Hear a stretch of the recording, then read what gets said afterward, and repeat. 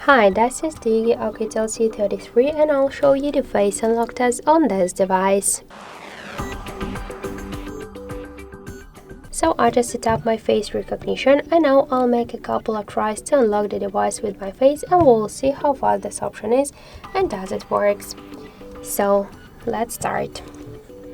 So 1, 2, 3, 4, 5.